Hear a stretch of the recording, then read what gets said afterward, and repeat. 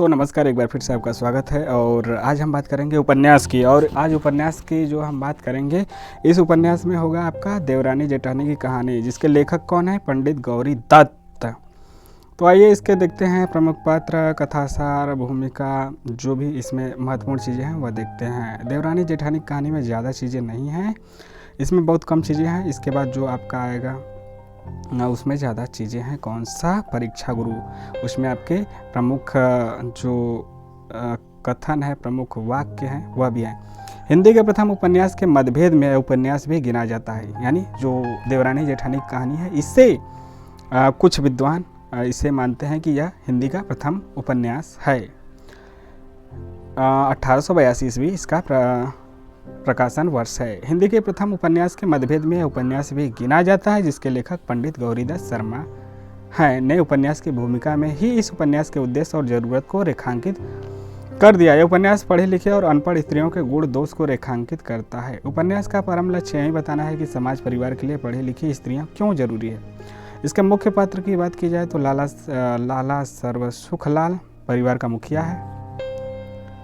लाला दौलत राम बड़ा बेटा, लाला छोटे लाल छोटा बेटा, पार्वती बड़ी बेटी, सुखदेई छोटी बेटी, दौलत राम की पत्नी जेठानी अनपढ़ और छोटे लाल की पत्नी देवरानी पढ़ी लिखी। अब दूसरा उपन्यास देखते हैं, कौन सा है? परीक्षा गुरु, जिसके लेखक हैं लाला श्री निवास दास। लाला श्री निवास दास का परीक्षा गुरु हिंदी का प्रथम उपन्यास माना जाता है। परीक्षा गुरु 1882 है, 1877। देखिए इसमें सन में थोड़ा सा कन्फ्यूजन है। परीक्षा गुरु और जो इसमें है देवरानी जेठानी की कहानी, इसमें आप देख लीजिए कौन सा है। जो इसको भी माना जाता है, देवरानी जेठानी की कहानी को भी, और इसको भी कुछ विद्वान उसको मानते, कुछ इसको, कि यह हिंदी का प्रथम उपन्यास है। इस उपन्यास की कहानी दिल्ली के ऐसे कारोबारी व साहूकार लाला मदन लाल की है, जिसे अपने पिता की मेहनत और धीरज से बड़ी दौलत विरासत में मिलती है, लेकिन वह पश्चिमी आधुनिकता के प्रवाह में पढ़कर लगातार अव्यय के कारण कई तरह के संकटों में फंस जाता है। अंततः वह अपने बुद्धिमान एवं शिक्षित वकील मित्र लाला ब्रजकिशोर के प्रयासों से संकटों से उबरता है और चापलूसों और दुर्व्यसनों से भी तौबा कर लेता है। यहाँ पे मुख्य पात्र लाला मदन मोहन है। अमीर है किंतु गलत संगति में फंसा हुआ पात्र है। इनकी पत्नी का नाम कामिनी है। एक है लाला ब्रजकिशोर, समझदार अच्छा इंसान, पेशे से वकील हैं। यही लाला मदन मोहन को बाहर निकालते हैं। इनकी पत्नी का नाम है प्रियंबदा। तो लाला मदन मोहन की पत्नी कामिनी, लाला ब्रजकिशोर की पत्नी प्रियंबदा। लाला ब्रजकिशोर क्या है? पेशे से वकील। और इसके अलावा भी अन्य पात्र हैं, मुंशी चुन्नी लाल, मास्टर शंभू दयाल, बाबू लाल। प्रमुख उदाहरण भी हम यहाँ पे देखते हैं। अपनी भाषा में यह नई चाल की पुस्तक होगी। यह सच है कि नई चाल की चीज़ देखने को सबका जी ललचाता है, परंतु पुरानी रीति के मन में समाये रखने और नई रीति को मन लगाकर समझने में थोड़ी मेहनत होने से पहल पढ़ने वाले का जी उलझने लगता है और मन उचट जाता है।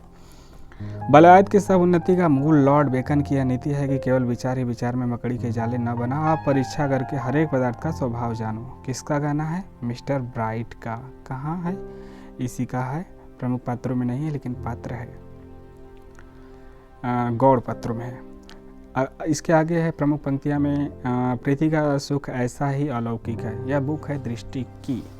संसार में जिन लोगों का भोजन के लिए, अन्न और पहनने के लिए वस्त्र तक नहीं मिला, उनको भी अपने दुख सुख के साथी प्राणोपम मित्र के आगे अपना दुख रोकर छाती का बोझ हल्का करने पर, अपने दुखों को सुनकर उसके जी भर आने पर, उसके धैर्य देने पर, उसके हाथ से अपनी डबडबाई हुई आंखों के आंसू पूछ जाने पर जो संतोष होता है, वह किसी बड़े राजा को लाखों रुपए खर्च करने से भी नहीं हो सकता। यह कथन है लाला हरदयाल का। परोपकार की इच्छा ही अत्यंत उपकारी है, परंतु हद से आगे बढ़ने पर वह भी फिजूल खर्ची समझी जाएगी, और परंतु कुटुंब परिवार आदि का सुख नष्ट हो जाएगा। जो आलसी अथवा अधर्मियों की सहायता की, तो उससे संसार में आलस्य और पाप की बुद्धि होगी। इसी तरह कुपात्र में भक्ति होने से लोक परलोक दोनों नष्ट हो जाएगा। न्यायपरता यद्यपि सब वृत्तियों को समान रखने वाली होती है, परंतु इसी की अधिकता से भी मनुष्य के स्वभाव में मिलनसारी नहीं रहती, क्षमा नहीं रहती। यह है लाला ब्रजकिशोर का कहना। हिंदुस्तान की भूमि में ईश्वर की कृपा से उन्नति करने के लायक सब सामान बहुतायत से मौजूद है, लेकिन नदियों के पानी ही से बहुत तरह की कलाएं चल सकती है, परंतु हाथ हिलाए बिना अपने आप ग्रास मुख में नहीं जाता। नई नई युक्तियों का उपयोग किए बिना काम नहीं चलता, लाला ब्रजकिशोर का ही कहना है, जो कि पेशे से वकील हैं, समझदार हैं।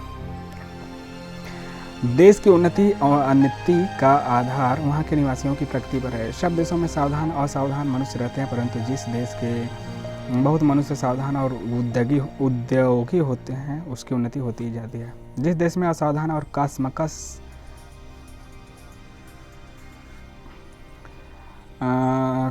कमकस विशेषता होते हैं उसकी अवनति होती जाती है।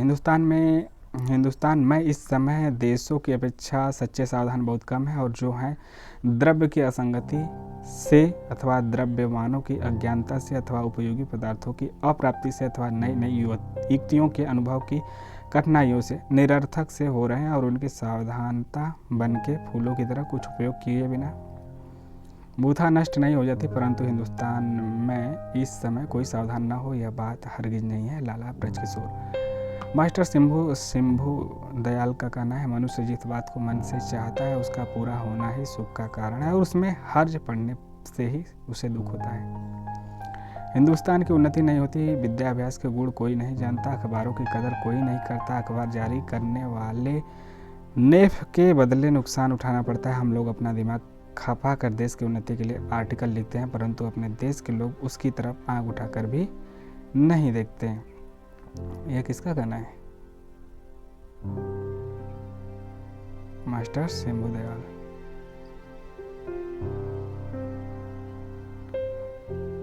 ईश्वर ने मनुष्यों को स्वतंत्र बनाया,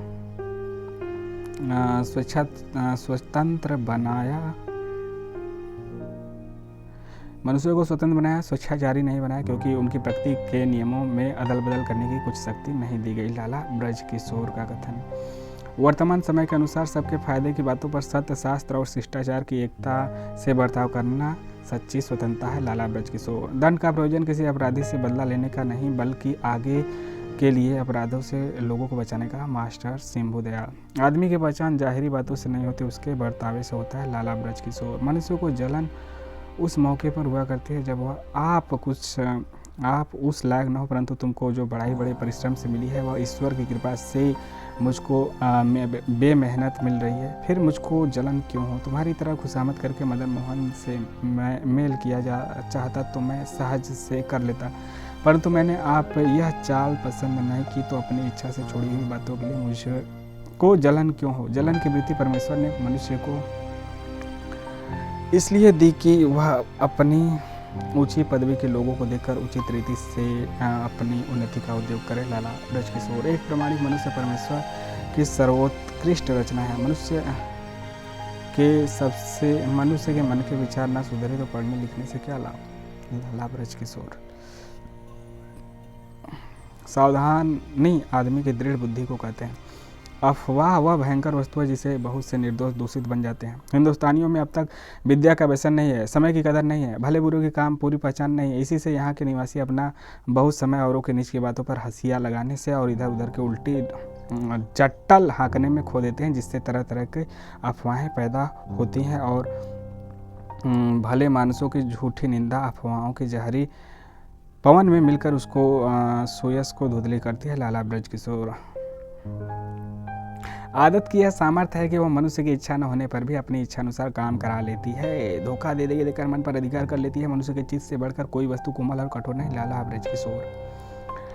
अगला भी लाला ब्रजकिशोर का है। किसी मनुष्य की रीति, जो पेशे से वकील हैं, रीति भांति सुधरे बिना उससे आगे की काम नहीं लिया जा सकता, परंतु जिन लोगों का सुधरना अपने बूते से बाहर है उनसे काम काज का संबंध न रखना ही अच्छा है। जब किसी मनुष्य से ऐसा संबंध न रखा जाए तो उसके सुधरने का बोझ सर्वशक्तिमान परमेश्वर अथवा राज्य अधिकारियों पर समझकर उससे द्वेष और बैर रखने के बदले उसी की हीन दशा पर करुणा और दया रखनी सज्जनों को विशेष शोभित करती है।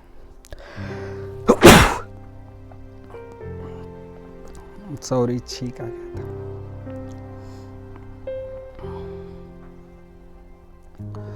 तो यहाँ पे हो गया गोदान का। हम देखेंगे अगले पात्र में। आपको ये कैसा लगा? अच्छा लगा तो लाइक, शेयर और सब्सक्राइब नाउ। मिलते हैं नए वीडियो।